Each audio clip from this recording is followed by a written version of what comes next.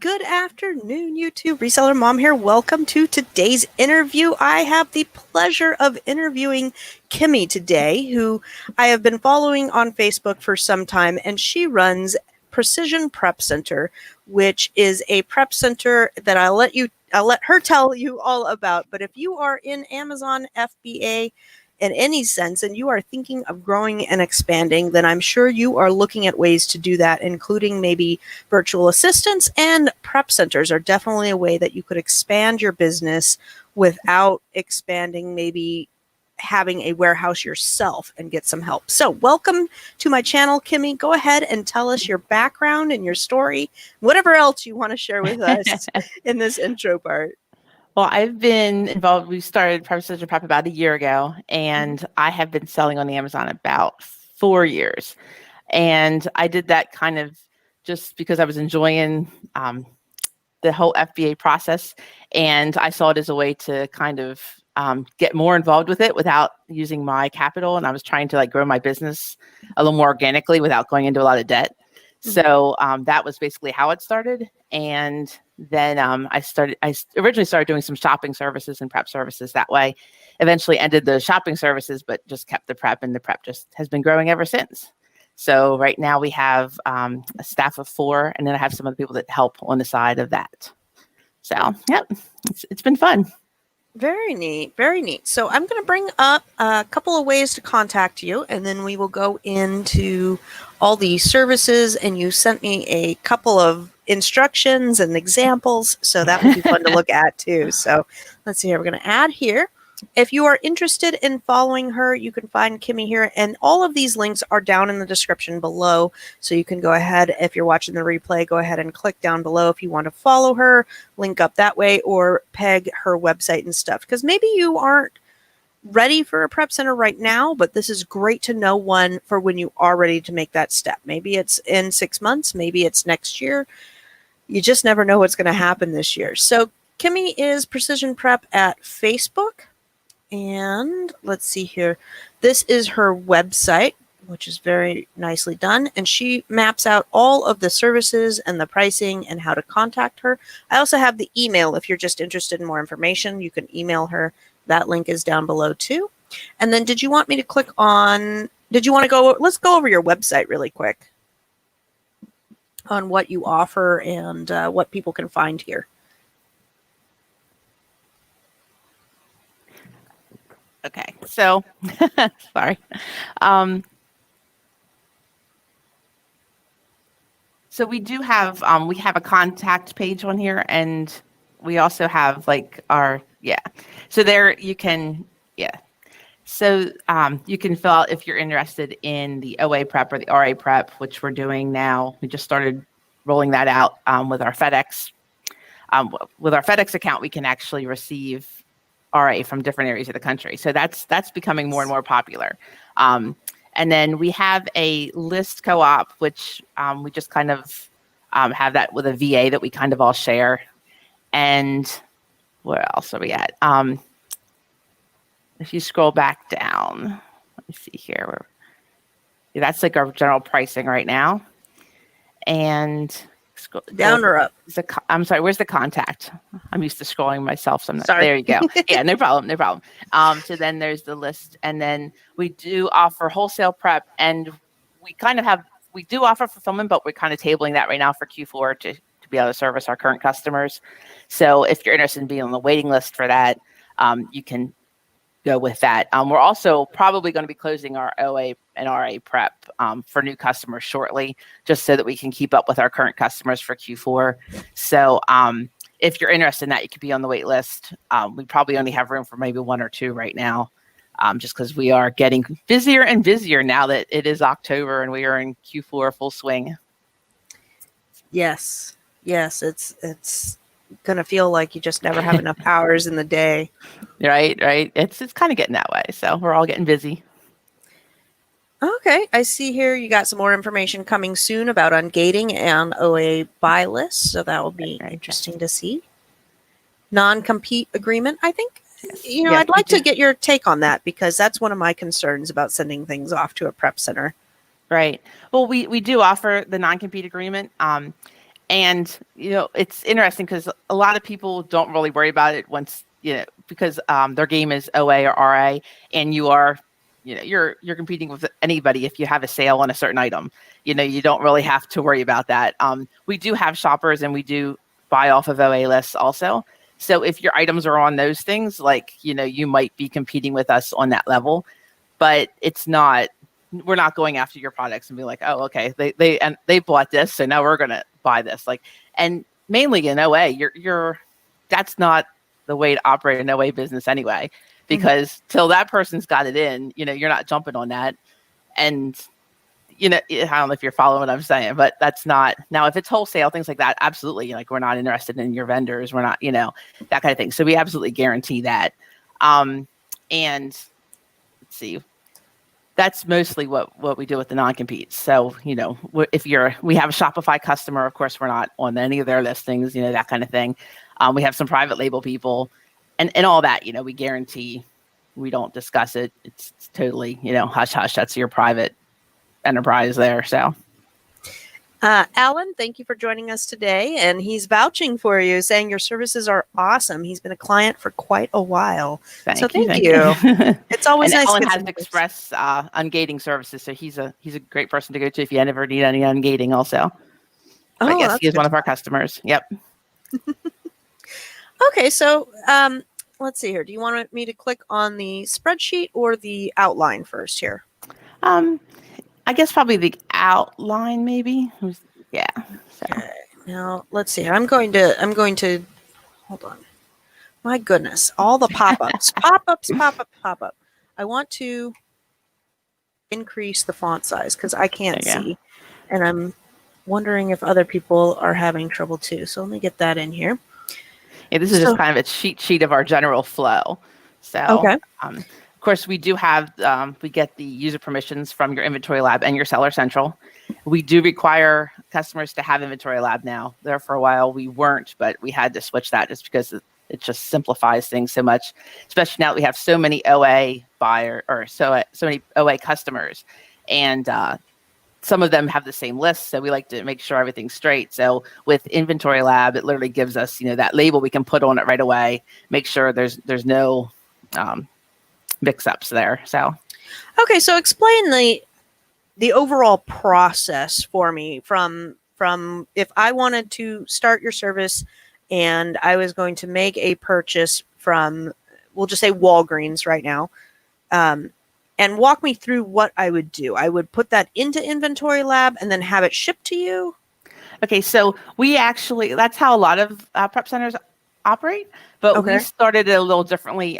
So we're kind of more like a VA for you, where you can basically just enter your items that you're ordering into the Google Sheet. And then as they come in, we do everything in Inventory Lab for you. We create the batch, we enter the items, label them.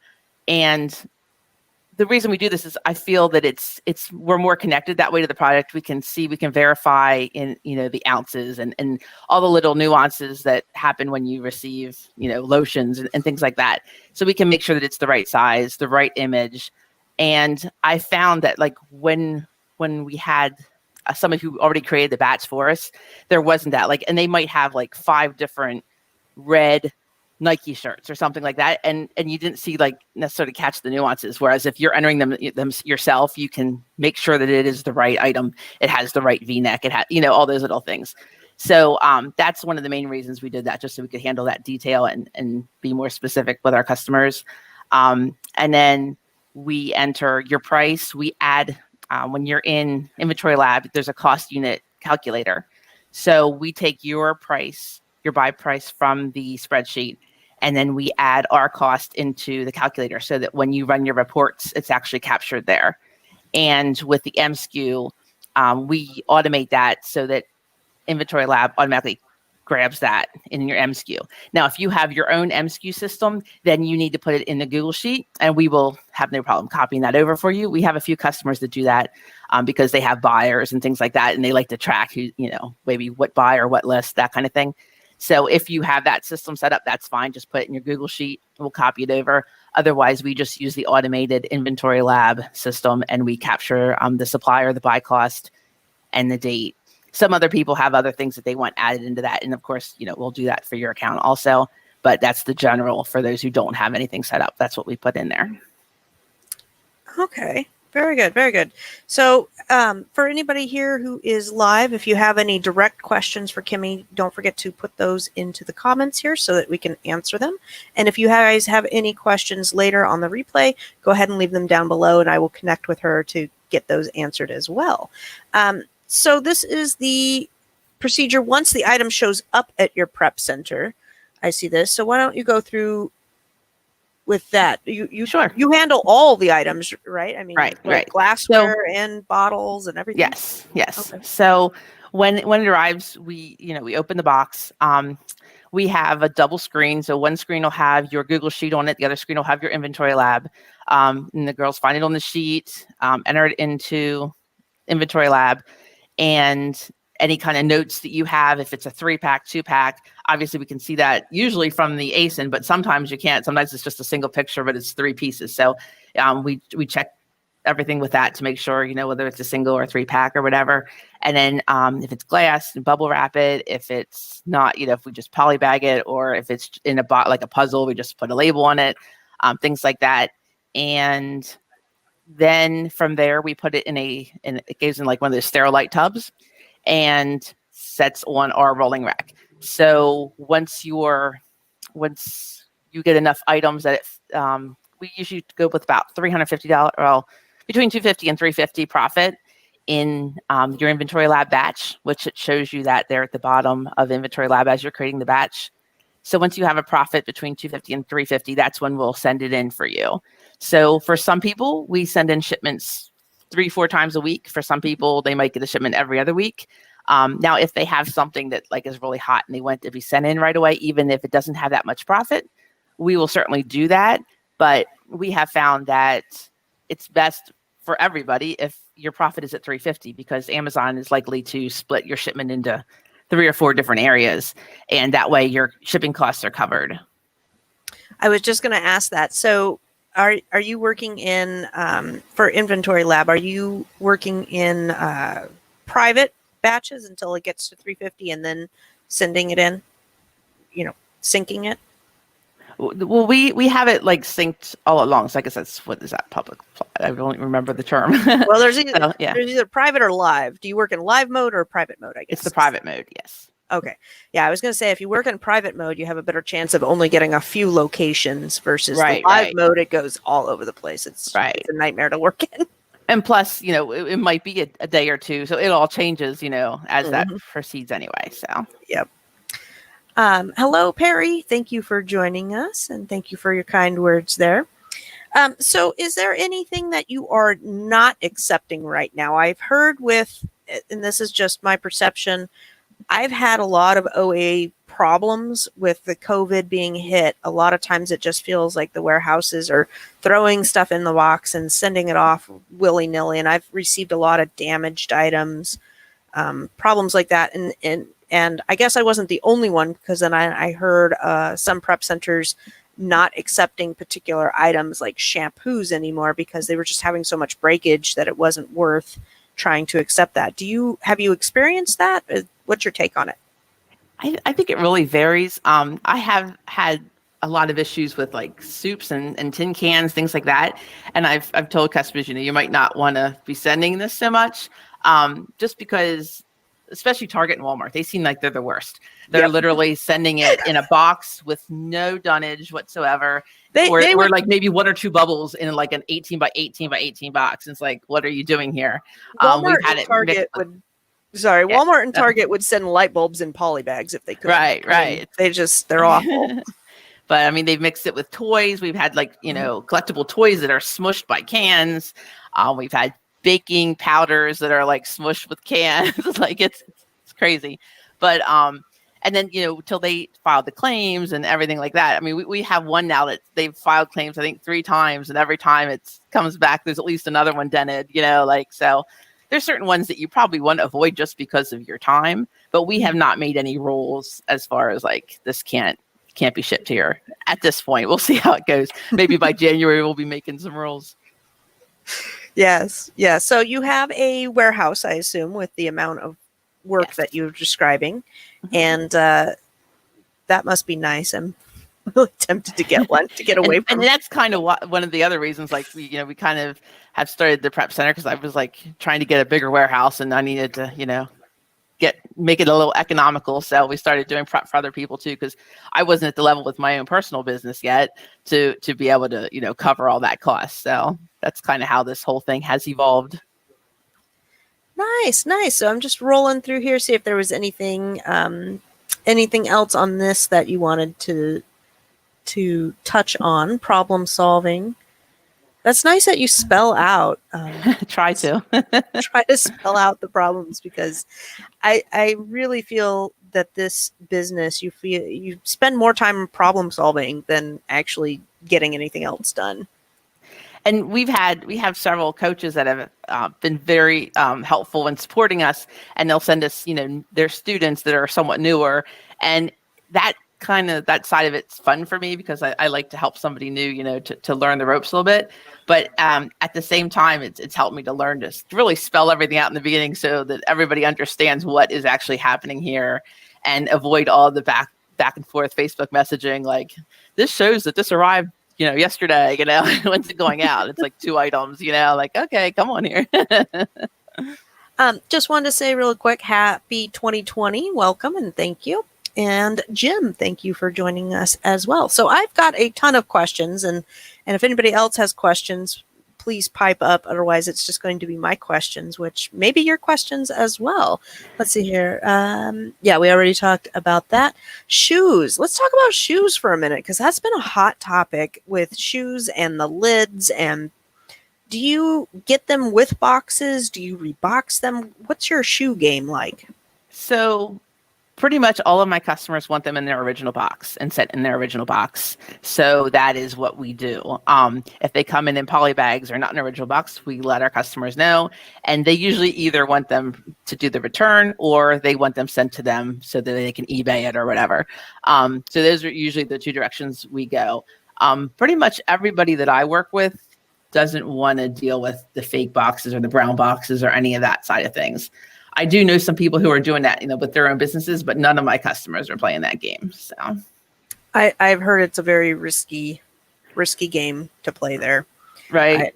Just customers can say, they don't think it's real, or, there's so many options there, and you want that customer to be as secure as possible in feeling that this is authentic. So that's another part of with shoes. Like if it comes in without the tissue paper, we add the tissue paper, things like that, just to make sure. I have some customers that are really picky about their Nike boxes, things like that, and they want to make sure that it's pristine. Other ones don't care if there's a tear. So generally, if there's anything wrong with the box, we take pictures and send it to the customer, and then we let it be their call whether or not it's going to go in or not. So it's a couple extra steps sometimes, but I feel like it's worth it because some people are, they want to really control their account, and they're really concerned about that kind of thing. So.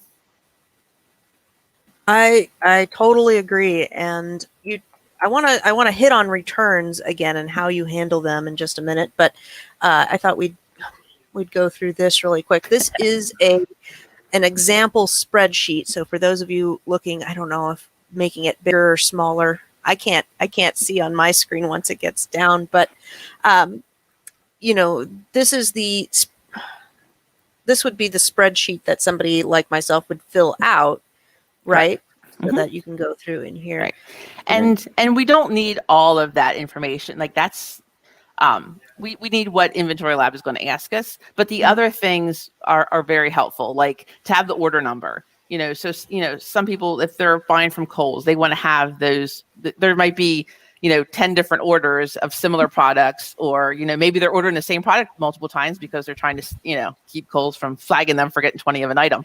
So if they're doing things like that, then it's helpful to know what the order number is so that we know, and sometimes they change the pricing. So we know what items came in with what price, under what order, and assuming they provide the packing slip, we can track all that.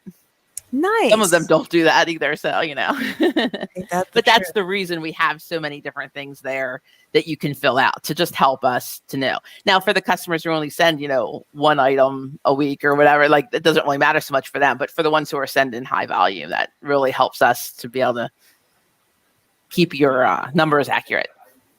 Yes, yes, it does. And that's a really good sheet. I might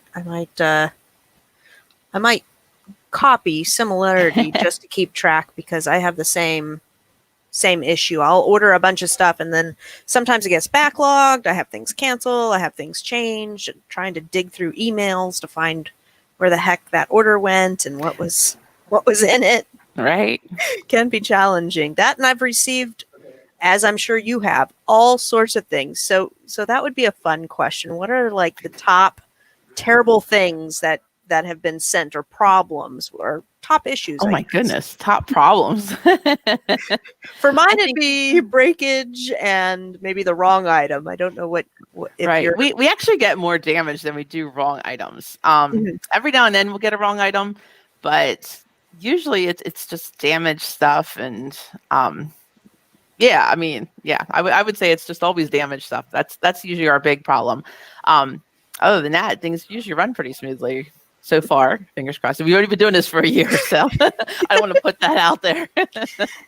So is your state? I don't know if we've mentioned it, but yeah, are you in Pennsylvania? Yes. Okay, So Pennsylvania. we don't have sales tax on groceries, on shoes, or on clothing. So that is primarily what we end up receiving for obvious Nice. reasons. So yes. And how do returns work for you? Because they happen. Right. So you mentioned that you guys rebox them and return them. Is that? Yeah, we take pictures of it. So if something comes in, it's damaged, we leave it in that box and then, notify the customer, take pictures, set it aside with the customer's name and whatever was wrong with it. And then it's up to them to file the claim and send us. Usually it's a label, that the company wants it returned. Or if it's just to be trashed, they just let us know that so sometimes they don't want it back. So those are the generally two ways that goes. Nice. Yeah. It ends up quite a pile of that's probably the main issue with having a prep center is you have that stockpile of you're waiting for people to either send you labels or or trash things. So yeah, problem area. right. I call them my problem children, but A couple shelves of questions. So yeah, questionable items. I think at some point we're going to put a time limit on that. Like this has to be responded to, or we're just throwing it out because that's probably the one hang up with operating a prep center. Yes, Is that collection. I can imagine that you're kind of dead stock area Exactly. of stuff. Have you ever thought about like maybe sending it off to a liquidation center or we eBay actually or something? do. We have some of our customers work with a girl in the Philly area. What's it? Conchi Consignment, and we have an e-commerce meetup. Well, we did before COVID. And so my customers that were customers of hers, like they would send their returns to me or they're damaged or things that ended up being restricted. And I would take it to her and then she would liquidate it on eBay for them. That's her whole business model. So we kind of worked together and kind of tag teamed that. So that I was able to move things from my warehouse, help some of my customers because I have some internationals that can't really deal with it themselves, since they're in another country. So she started that. We started working together for them, and then we kind of offered it to other people along the way here too. So, oh, that's neat. I started with Go Gambit this year just to offload anything in the warehouse that was stale and I needed to get out before all the long-term fees and try and get my IPI score up, etc. And they're okay. They got their shtick and they got it down, and they're very efficient with what they do. But liquidation seems to be kind of a new hot item of the year. You have that new show that came out on A&E, and a lot of people are looking at the liquidation pallets with just the way things are going, especially trying to get inventory. And I'm sure you've seen an uptick in online arbitrage with COVID going on. Does that seem right? Yeah, everything's just COVID has really just 10x the game in all sorts of ways. So neat. Now, okay, so we've talked about, Target. It would be one that I constantly order from, and also Walgreens and Rite Aid. One of the problems that I have with online arbitrage is the websites sell out a lot of times, which is nothing I can really do. And then there's also been a lot of restrictions on how many I can order. So that's been kind of something I've been trying to grapple my hands around, is going to online arbitrage a lot this summer, was if I can only order 3 or 5 of something and then trying to get those orders in all of the time. is there any tips or tricks you can share about that? Just stay on it, keep doing it. Yeah, I mean, I think most of the time it's just a matter of, replenishing those and marking, if it's something you could only order 3, mark it in your calendar to go back to that, next month or whatever and look at that. Or probably better than calendars, Google Sheet to keep track of that, because at least you hit your Control F and find it instead of being on the calendar. But yeah, that's pretty much the replen game is where that's at when you can only do the 3. Yeah. Yeah. It's frustrating. Target has a lot of quantity restrictions that I'm like, oh my gosh, I got to like log in and do several orders all the time. And talk some family members into open an account for you. Yes. For sure. Now, do you have any supply tips for people out there? I imagine you go through a lot of poly bags, a lot of bubble wrap, a lot of maybe gripper tape. What's your favorite store to go shopping at for supplies and stuff? I have a wholesale account with the Boxery, and I like their. That's pretty much what we usually go with. I do get some of the smaller ones from Amazon, like the 6x9s. I get them from just getting them off Amazon. But for the bigger sizes that I use like so much quantity for, I just order from the Boxery. Cool. And then do you have any tips going into Q4 that you're doing, or, suggestions for people out there? Oh boy, tips for Q4. Stay away from canned goods. That's my big tip. That's just such a nightmare. There's kind of a debate this year between going fulfilled by merchant and FBA, and it's going to be interesting. I don't know how it's going to. I mean, I feel like you're going to have to be merch fulfilled at some point. That's going to have to be part of your game. And we have actually rolled that out for some of our customers, because we ended up doing it last year, and then we ended up doing it during COVID because they couldn't send things in. So we're like, okay, well, we'll merch fulfill for you. So we have been kind of dabbling in that, as long as it's a small product. Okay. Yeah. So we've been doing the whole fulfillment process, but we do. I do think that's going to be huge. Definitely. So are you thinking about offering those services to your customers this fall? We do merch fulfill for some of our customers already. Okay. Yeah. Mm-hmm. Yep. Yes. We have, like, especially with the changing the IPI, we pull a lot of our items back after 3 to 6 months. We start pulling them back, and then we have a whole bin system that my husband designed. That is how we store it all.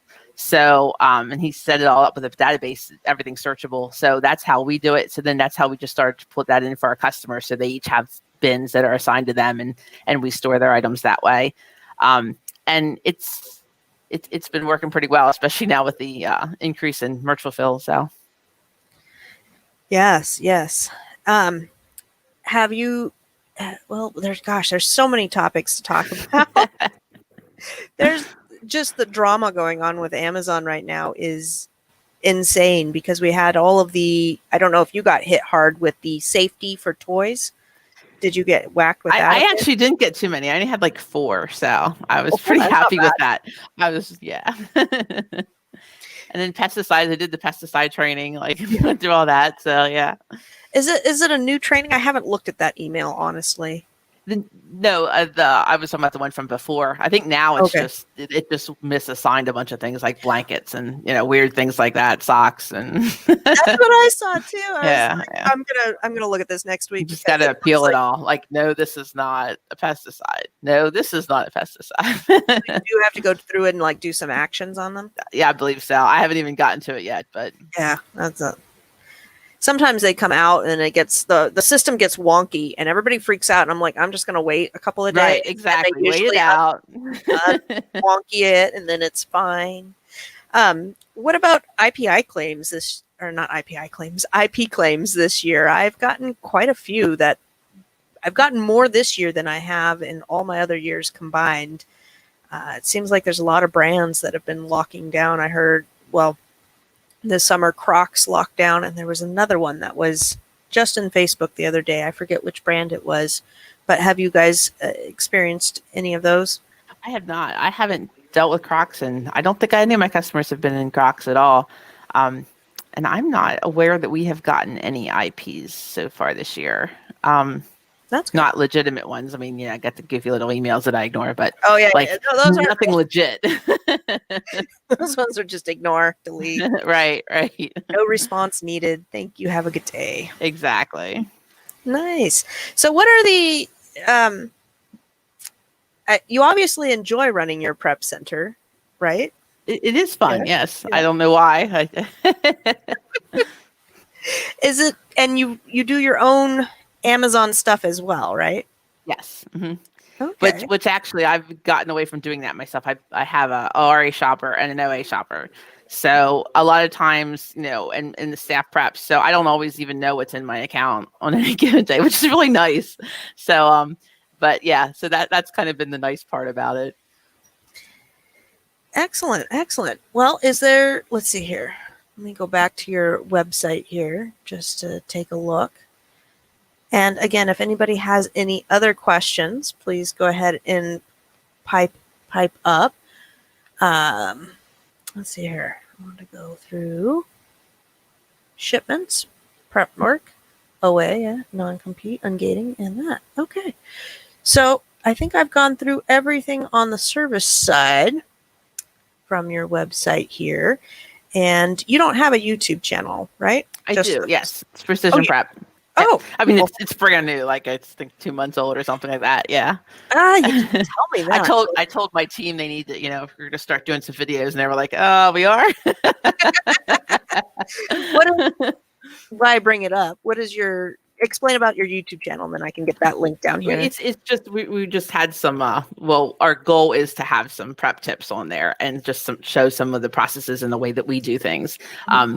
I think we only have 2 videos up there so far, so it's not like it's a fledgling, but it's Precision Prep and E-commerce Solutions, I think, is the name of it. I'm not even sure off the top of my head. Oh, you might have to link it. Hold on. Oh, I'm getting it. Okay. I'm like looking around here. Your shoe one. And yes. Yeah. Okay. So yeah, that's cool. Like our okay. Our big launch.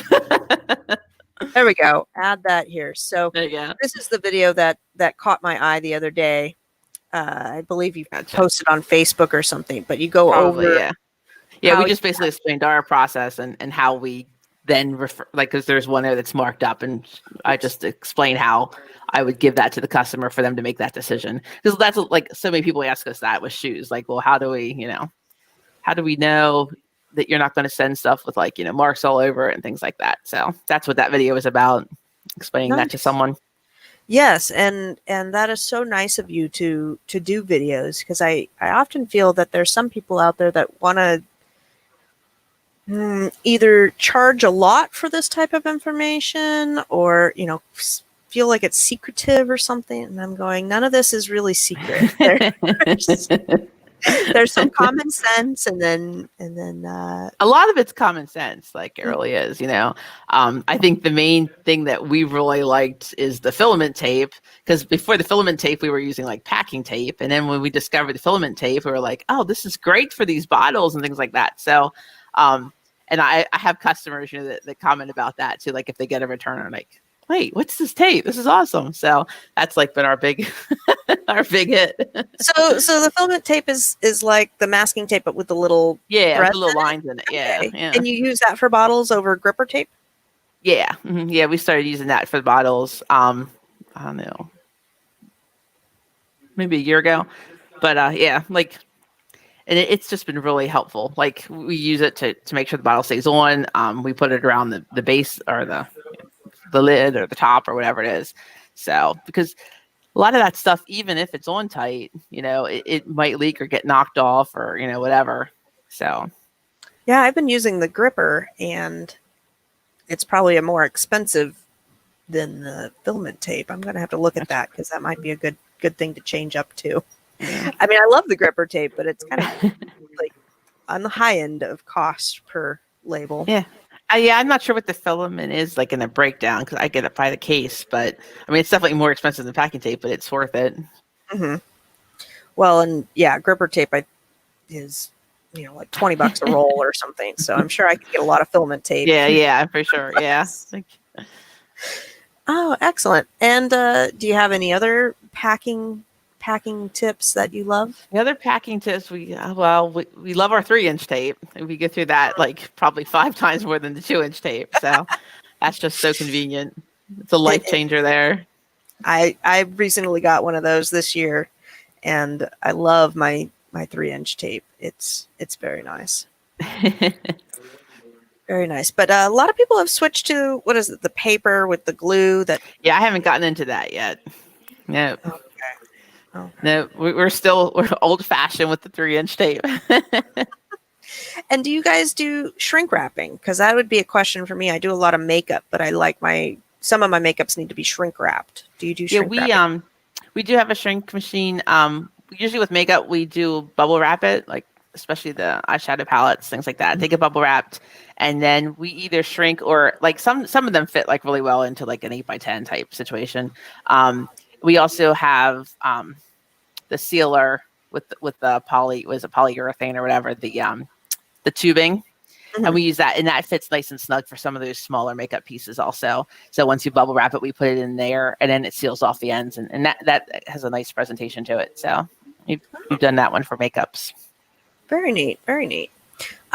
So I got to bring up, because it just came out today, but ASD is planning in March to be at the convention center. Are you planning to be anywhere next year? Because I would love to meet in real life. Right. I'm not sure. We did ASD before COVID last spring, I guess it was. I went out there with some other girls. And I don't know if I'm going to do it this year, just because of all the COVID issues.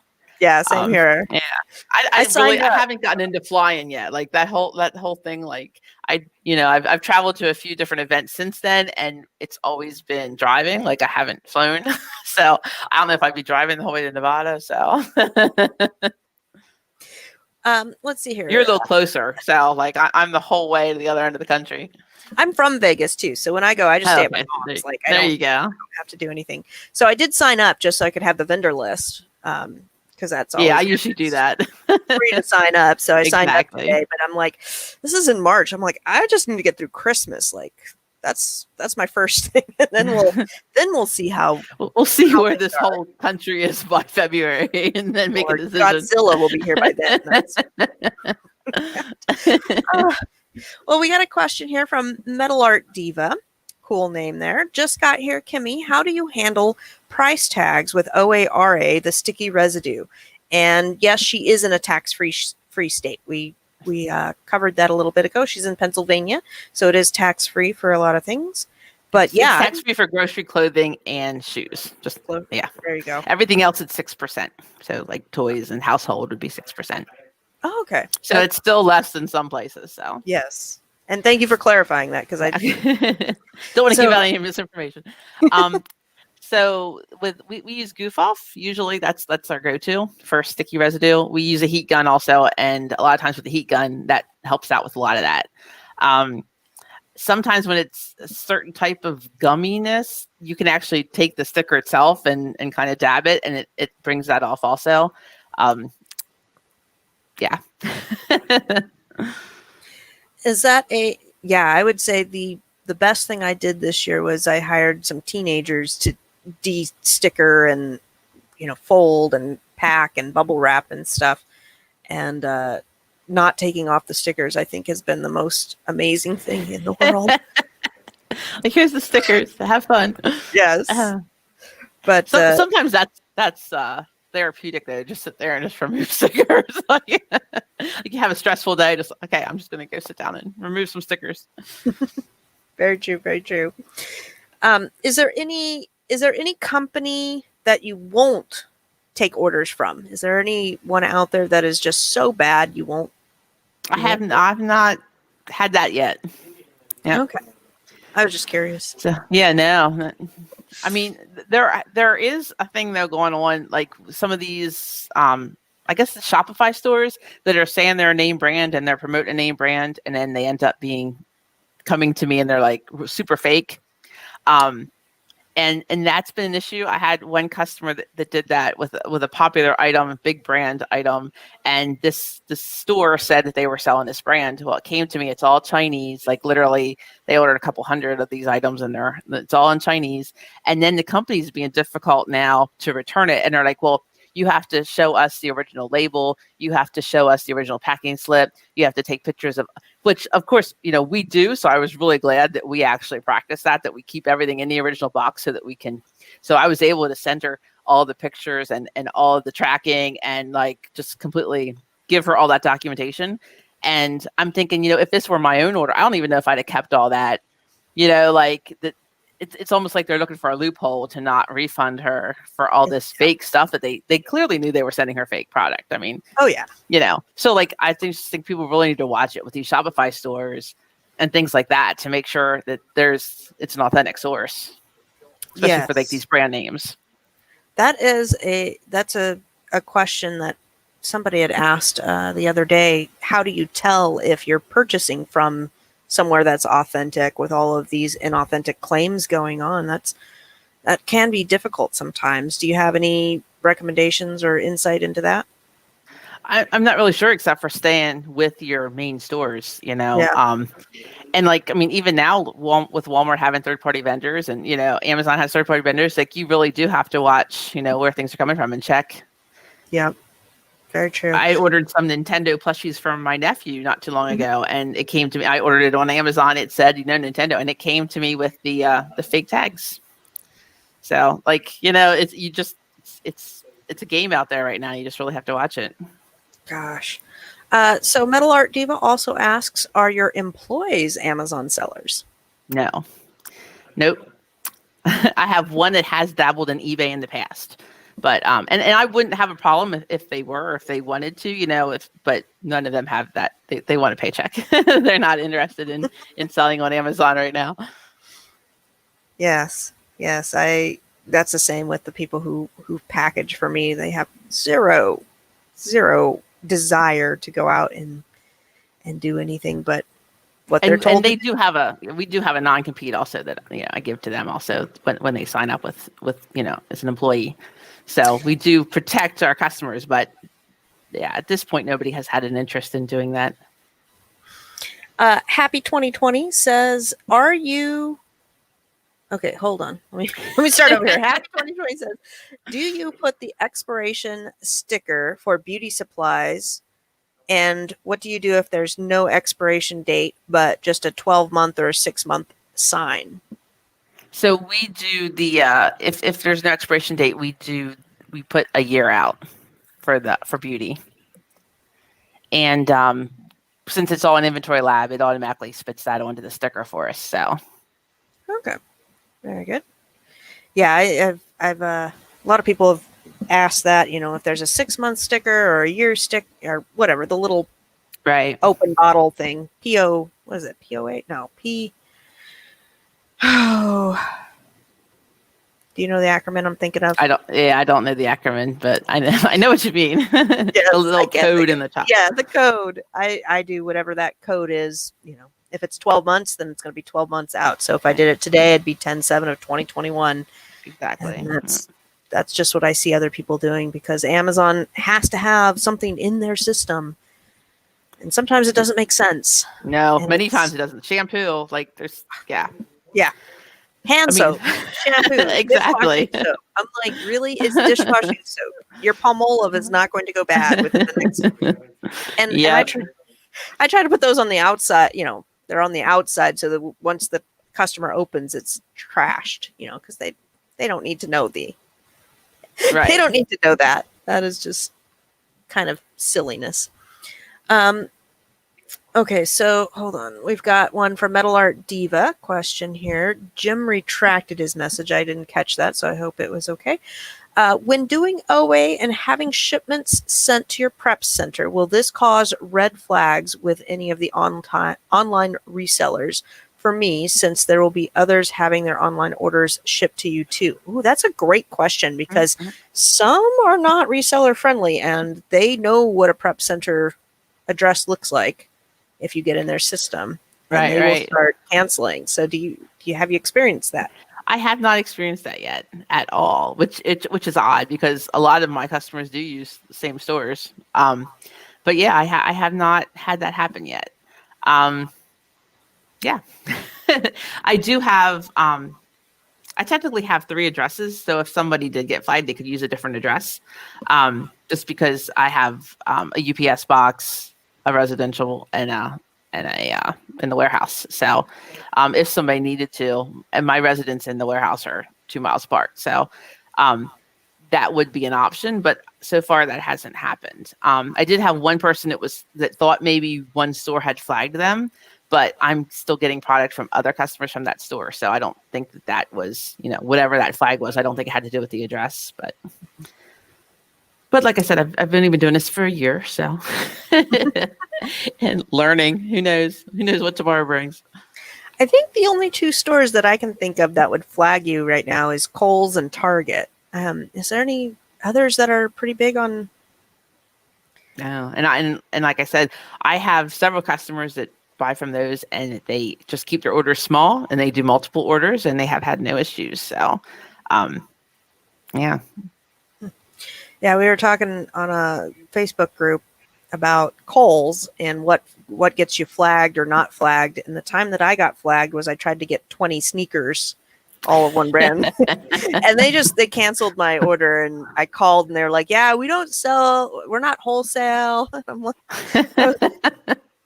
I came up with something. I'm like, it's for Girl Scouts or something. I don't know, something. They're like, yeah, no, that system flags you. I'm like, at what level does it flag you? She wouldn't tell me, but for Kohl's, you got to keep it on the down low. But somebody was asking on multiple orders, how many will get you flagged in a day? She's like, can I do 3 Kohl's orders in a day? And so anyhow, no, I don't think there was I don't know that answer. I don't know. I don't know if I'd push it. I just can't wait till the next day. Yeah, it's kind of testing the waters there. You want to do a couple, but not hit those. I mean, if it's different items, I think you're fine. Mm-hmm. But I mean, if it's the same item, I mean, they're liable to flag that just for fraud, like just to be concerned that somebody's got your card and they're testing the limits. Very true. Very true. Let's see here. Okay. Nobody has said anything there. I'm trying to think if I have any other questions for you. What would be kind of the craziest story of what you've received in? The craziest story of what I have received. Yeah. We all have crazy reselling stories. I'm on the spot. I can't think of a crazy one. I mean, the worst thing was the flour exploding with all the cans, and we opened it up, and it was like a big, poof. But that's not really all that crazy. No, but I mean, it happens. I had one where it was a bunch of spices, similar, and it poofed up, and so I had to drag it out of the office, and I had my son, and I'm like, take it out to the lawn and take everything out, and let's see if there's anything salvageable. And whatever it was made him sneeze. So then he's just constantly sneezing while he's trying to do this. And then his nose is running everywhere. And he was so mad. He was like, why'd you make me do that? I'm like, it was making me sneeze too. Right. We could have both suffered, but instead you took one for the team there. We had some some of the dish soaps and laundry soaps, things like that are like all over the boxes. And like that, just like you just have the smell in the office area for like days. It's like, but that's it's not really compared to some work environments. That's not. Bad. I'll take it. I have previous work stories that would just make you cringe. So this is like nothing. I did have syrup, which is not what I want on my carpet, but syrup break and get all over my carpet. And there's just, I can't really get it out without renting a piece of equipment. So now I have this dark brown stain on my carpet. You need to start opening your boxes out on the sidewalk. Yeah. It was that one time that I was tired. It was the end of the day. It was a late delivery. And I'm like, I'm just going to put it down in the office. And the next morning I went to go open it up and I'm like, syrup everywhere. It was so bad. I get a lot of things delivered and the box is clearly broken. Like I've had items practically falling out of the box, not taped up well, etc. And my delivery guys always say, "Well, I received it that way, so I'm giving it to you." Thanks. I never know what to do. I don't ever refuse the delivery, so I don't know if maybe I guess should. it's more of a pain for them if we refuse it, whereas if we receive it and then just create the return. Yeah. So they don't really want to do that. Yeah, that's kind of where I'm feeling too. So I take pictures and complain to the powers that be. What about one of the other big problems that I've had this summer is expiration dates with especially food items coming in. Oh yes, it's crazy. Like they expire like in a week. It's like, I'm sorry, we can't send this in, and then the customer has to do a return for that. Yeah. There's and I feel like, the prep center, or not the prep centers, the distribution centers, they're trying to move their oldest out. And with the whole COVID thing, I think they got like a major backlog of product, and they were basically pushing it all out. It's like there for a while, it was really bad. Like it was like 1 week. Now we're back to kind of normal, but some of it's still really short. Yeah, some of it's still short, and there's a couple products that I won't even get delivered because I tried one, after you tried 2 or 3 times and you're getting the same crap, you're like, why bother? Yeah. And then I go to the store to see if maybe at the store level it's better, and it wasn't any better at the store. So I'm like, yeah, they're just trying to get rid of their old stuff before it expires. And you can do like Shipt or Instacart and just tell your person, that you need it out of, if you're using that method to shop, and just tell them, you need the oldest expiration they can find and see how it goes from there. But that's about it, because you just can't guarantee what you're going to get anyway. True. Very true. Yeah, I tried Shipt with Target once or twice, and I wasn't really happy. They just didn't really take care of the product well enough. I kind of feel like it wasn't much better than getting it delivered, so I'd rather go pick it up. Okay, we've got a question from Jim here that says, do you advise your customers of new Amazon rules, or do we have to tell you what needs to be done? Amazon changes often. Well, for the most part, we know what the prep processes are that Amazon requires. If something changes in the prep process, we would stay up on that, but I'm not really sure exactly what you mean. Like as far as all their other policies, we don't really put out an email or anything about that, since Amazon's usually putting out the emails. So when you get items in that are needed to be shipped outside of the UPS, normal way, hazardous items, do you guys do that? Because I know with my hazardous items, I got to go into the UPS store and then pay for the delivery. And sometimes I don't know they're going to be hazardous until inventory lab puts them in a separate little location. I'm like, oh. Right. Yeah, we do hazmat. We use the RDM stickers, and we have a ShipStation account. So then we just include that on the invoice as far as the postage cost. Oh, okay, that's good. Neat. Yeah, I have an order ready to go, and I swear every time I take an order down there, they have some new label. They now want an ORMD. They want arrows, but they want 2 arrows on opposite sides of the box. And then you have the FBA labels that always confuse them. And that's your post office? Yes. No, okay. UPS. Okay. UPS seems to always have a different method of what they want. I'm like, oh my God. You guys never know what labels you actually need. Yes. And it's funny, if you call UPS and you ask what needs to be done, they're like, oh, go in and talk to your local UPS people. I'm like, I do. They don't know. When I first started doing the hazmats, I asked my UPS person and my FedEx person, I was like, is this right? Because I had done some for each of them. They both looked at me and like, I have no idea. I'm like, okay. Like, you just put the label on it, we'll take it. I'm like, oh, okay. I bought the latest one. Was my diamond was not big enough. So the black diamond, I could roll over and get up. So anyhow, I bought them off of Amazon, and I bought what was a 4-inch diamond, but it's actually a little bit recessed. It's 3.8 inches. I'm like, oh my God. And apparently it needs to be the full 4 inches. I'm Somebody got Okay. out their little ruler, and so yeah, I kicked back my $38 order that I paid for, and I And that was was which postage system? UPS. UPS. Oh, I was so livid.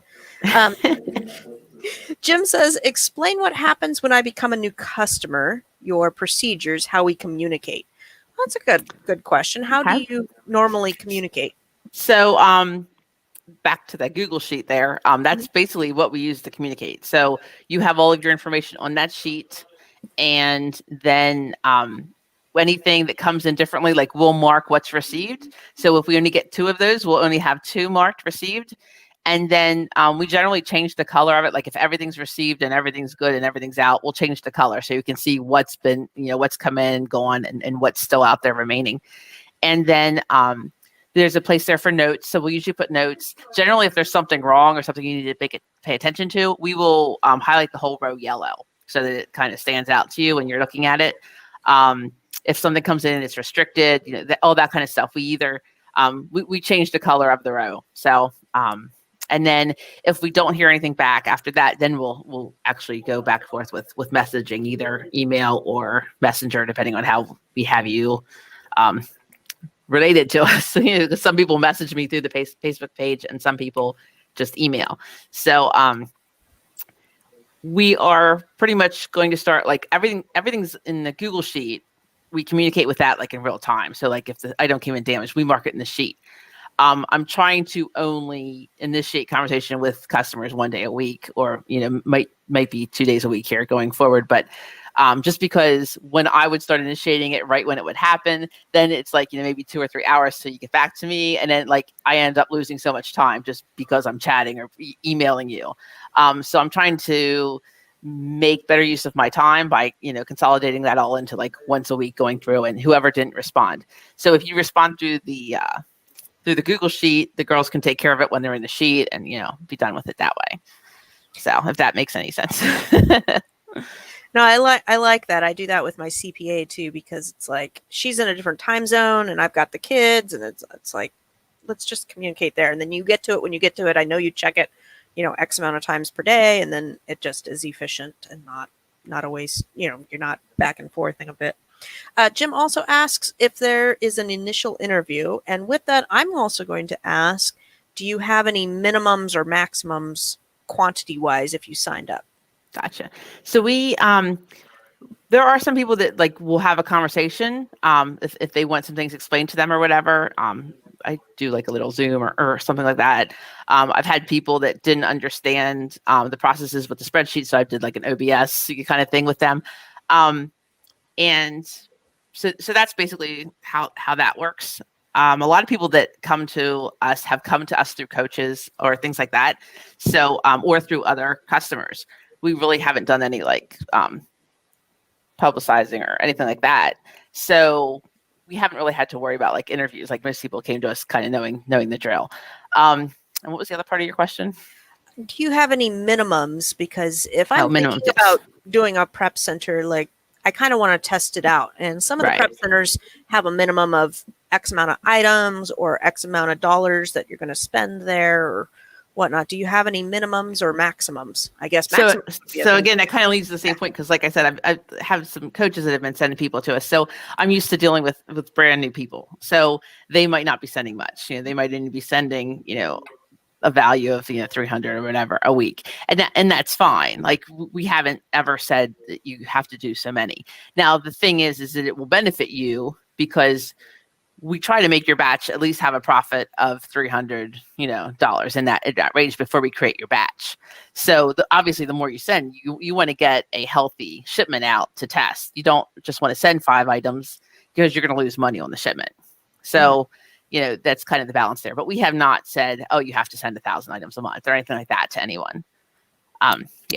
So, and pretty much and I don't know, maybe you did not catch the beginning, but that's why we build the shipments in Inventory Lab to capture a $300 profit before we ship your batch. Yes, no, that's really good. I'm getting really excited about this, because this is something that I'm thinking about doing, because I've looked at hiring people VAs and prep centers on ways to grow my business. And I definitely think that it's something that I can incorporate in, especially with the volume that I'm doing now. Now for bundles, I didn't check on the pricing sheet, but let's say that I needed 12 to a bundle and I'm getting them in. Do you guys do that as well? Yeah, we usually quote when it's large like that, like especially if we have to get other packaging, or like if it's a 12 count, you might actually want to box it, or something like that and send it in as a case pack. So that kind of thing we usually discuss and price, but pretty much like 2 to 3 pieces we do $1.50, like if it fits like in a 9x12, something relatively small. And then like 3 to 4 is usually $2, and then again like keeping it in that small like poly bag size. And then once it gets bigger than that, when we have to look at boxes or other packaging or special situations, then we go by quote. Okay. Metal Art Diva has a question here. How does it work with your receiving several shipments for us time-wise? Do you charge storage fees while waiting to receive all of our incoming shipments? And is there a time limit? No, we have not done anything with that. Now we do, like our Shopify customers, things like that. We do have warehouse fees for them and fulfillment fees. But as far as for our, OA prep side, we have not done anything like that. I did have some people that asked because of Amazon's Q4 rates if we would if they could send wholesale shipments to us to hold, and I have pretty much said no to that just because we don't have that much storage. Like we're not, our square footage is like 4,500 square feet, so we're not really we don't have a lot of room to be holding pallets. So yes, and I think you always see like an issue come up, and then all of a sudden the way to solve that comes up a little bit later. We had COVID, and then all of a sudden now we've got a lot of OAs. We've got OA lists up the wazoo, and then followed by prep centers to help with that seem to be a little bit more in my news feed and stuff. And I think holding inventory is going to be another one this fall because Amazon's just restricting a lot of what they're taking in so they can handle the demand of Q4 this year. Yeah, it's going to be very interesting this Q4. That's for sure. Like between the 500 IPI and like everything's like, what's happening? Yep. Yeah. Jim says, so I'm assuming you put all the stickers on packages, the barcodes, Amazon barcodes, suffocation warnings, sold as a set, expiration date. Yep. With Inventory Lab, the expiration date goes right on there with the SKU. So. Okay.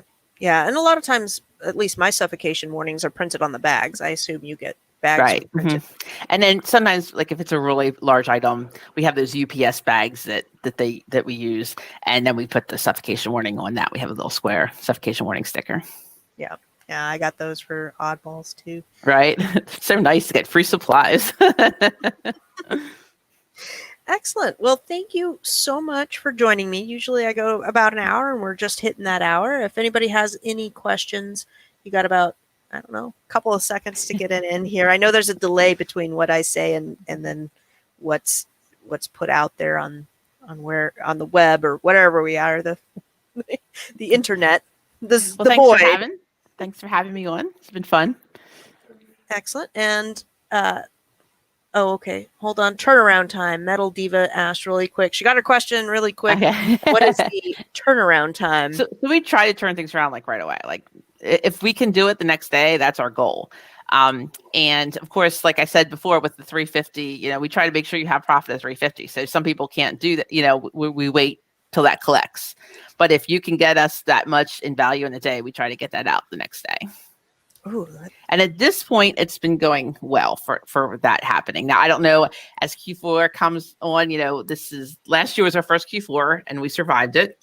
And then we had COVID hit, and that was a little rougher because I had employees that were concerned to come in, because in the beginning, they were saying it was on boxes, things like that. So once we got through COVID and we got through all that, now we have another Q4, but we've got more customers this Q4. And I don't know how much everybody's going to be 10Xing it or if they're just going to be continuing their same pace. So it is a goal to get it out. But, I'm not making any promises because we don't know what's going to happen. So I had a friend who wound up with like 300 merchant fulfilled packages to do in a night. She's like, I'm screwed. I'm just screwed. I don't know what to do. and it was a crazy time. It And was. I feel like it's going to be that way again. Like, I don't see any way that it's not going to get crazy again, because people are going to want their Christmas presents fast. And I mean, FedEx is already saying that they're not guaranteeing 2-day. And so UPS, like they're all saying that they're not going to be guaranteeing the same speeds as they did in past years. So how do you do that? Don't procrastinate on your Christmas gifts. Like that's your tip for the day. Don't procrastinate. Oh, I feel like I have a delivery. My dog's barking. But thank you for coming on and explaining all the ins and outs. And we have a lot of people saying thank you. Thank you, everybody, for joining in the comments and for listening and watching the replay. And Jim says, the more I listen, the more I like you. I'm not sure. I hope he's well, that's good. I don't want it to go the other way around. Yes, exactly. I love it. I love it. So I'm going to go ahead and end the broadcast, and then you just stay there for a second so I can do that, and have everybody have a great day.